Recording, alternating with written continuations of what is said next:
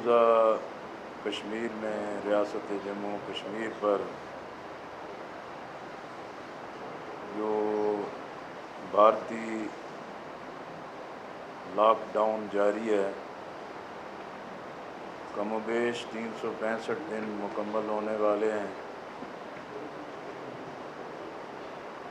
رمضان بھی اور عیدین بھی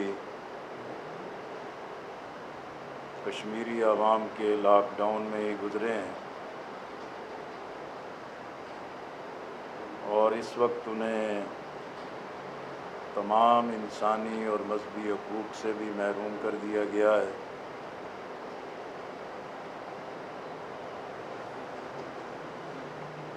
5 اگست کو بھارتی فاشسٹ مودی نے بھارتی آئین میں اقوام متحدہ کی قراردادوں اور وہ فیصلے جس سے خود بھارت نے اتفاق کیا تھا، اسی بنیاد پر پاکستان کے آئین میں بھی اور بھارت کے آئین میں بھی کشمیر کی متنازع حیثیت کو تسلیم کیا گیا تھا۔ لیکن اب بھارت نے یک طرفہ طور پر اپنے آئین میں ترمیم کر کے آرٹیکل 35A بھی اور 370 کو بھی حذف کیا ہے،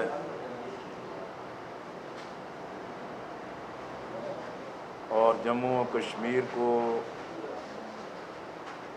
ہڑپ کرنے کے لیے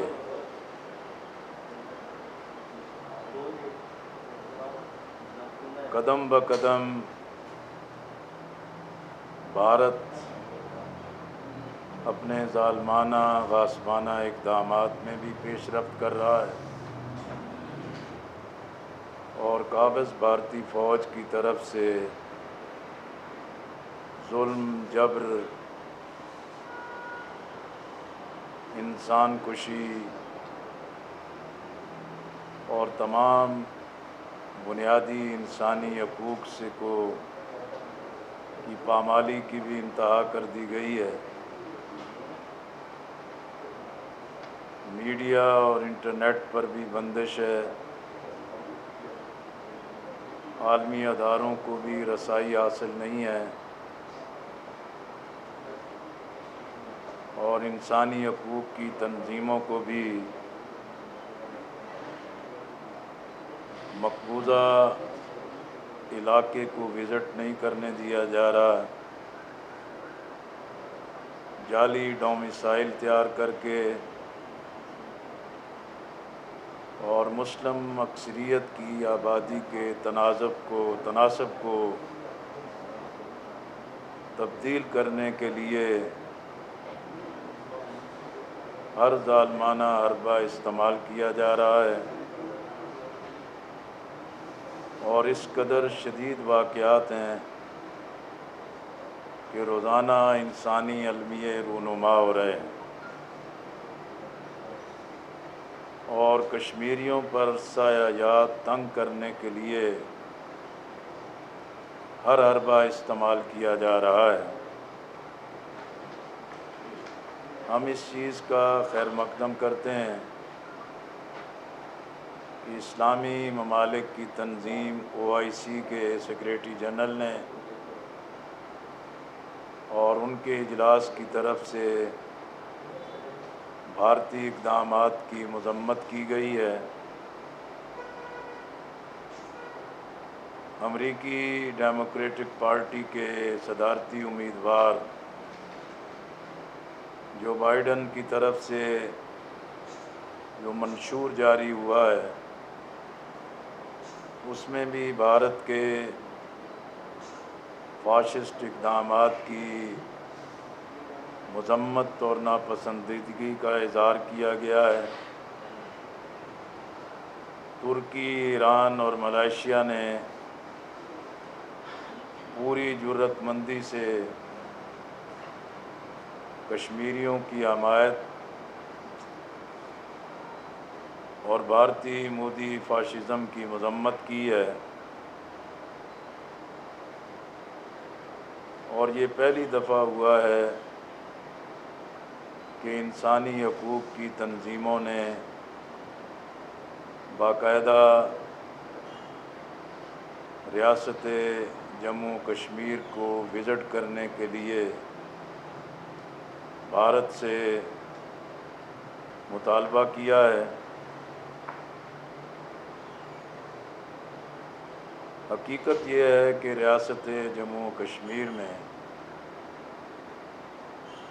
کشمیریوں نے آزادی اور حق خود ارادیت کے لیے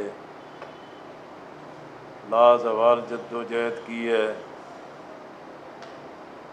اپنی جانوں کی قربانیوں کے ذریعے جدوجہد کی ایک نئی تاریخ رقم کی ہے، اور وہ کسی جبر کے سامنے سپر نہیں ڈال رہے۔ لیکن یہ بدقسمتی ہے کہ پاکستان سے کشمیریوں کو مسلسل منفی پیغام دیا جا رہا ہے، اور کشمیریوں میں یہ شک اور شبہ تیزی سے استحکام پکڑ رہا ہے کہ پاکستان نے کشمیر پر سودے بازی کر لی ہے، اور سقوط ڈھاکہ کے بعد پاکستان سقوط سری نگر کے لیے بھی تیار ہے۔ کشمیر کو شہرک قرار دینے والی پاکستان کی حکومت کی طرف سے تقریر، ٹویٹ اور ٹیلی فون اور بے جان احتجاج کے علاوہ کوئی اقدام نہیں کیا جا رہا۔ ایک طرف بھارت مظالم کی انتہا کر رہا ہے، اور دوسری طرف پاکستان کے عوام جو اپنے تمام تر اختلافات کے باوجود کشمیریوں کی پشتیبانی پر یک آواز ہیں، ان کے لیے حکومت کے یہ اقدامات حیران کن ہیں کہ 17 جون 2020 کو بھارت کو ایشیائی ممالک کی نمائندگی کے لیے سلامتی کونسل کی ممبرشپ کے لیے پاکستان نے ووٹ دیا۔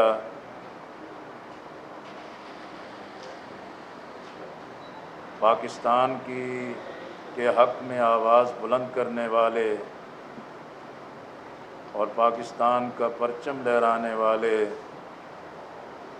کشمیریوں کا قتل عام ہو رہا ہے، لیکن پاکستان کی طرف سے بھارت کو فضائی راستوں کی سہولت مہیا کی گئی ہے۔ افغان بھارت اقتصادی راہداری مہیا کرنا بے حسی اور مجرمانہ اقدامات کی انتہا ہے۔ ایران نے ترقیاتی منصوبوں میں بھارت کو بے دخل کیا ہے، لیکن پاکستان میں یہ جرأت نہیں پیدا ہو سکی کہ ایران کے ساتھ گیس پائپ لائن کے سرد خانے میں پڑے منصوبے کو بحال کر لیتی۔ اس وقت ملک ایک بڑے بحرانوں سے دوچار ہے۔ کشمیر کے محاذ پر افغانستان کی صورتحال، کورونا کی تباہ کاریاں اور اقتصادی بحران،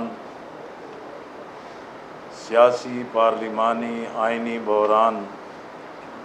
مسلسل بڑھ رہا ہے۔ وفاق اور صوبوں کے درمیان جو تلخیاں بڑھ رہی ہیں، اس سے وفاق کو حقیقی خطرات پیدا ہو رہے ہیں۔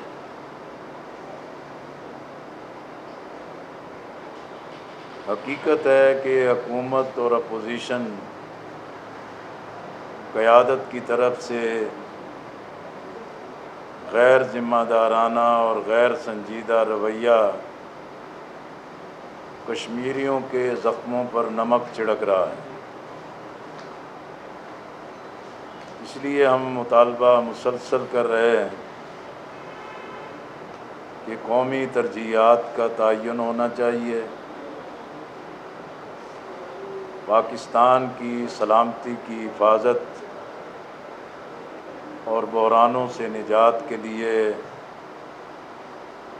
متفقہ قومی ایکشن پلان بننا چاہیے۔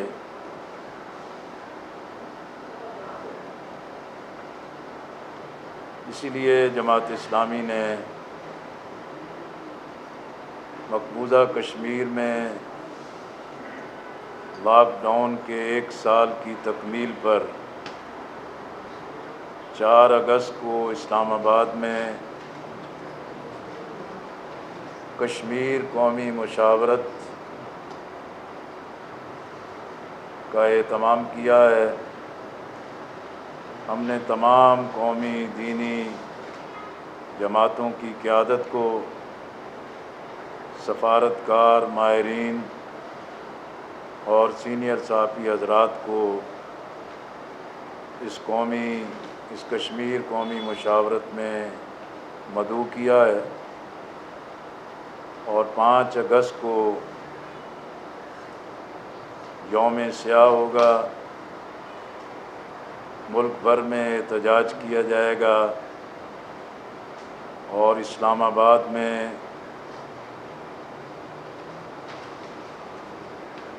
ایک بڑے احتجاج کو منظم کیا جا رہا ہے، تمام SOPs کے ساتھ۔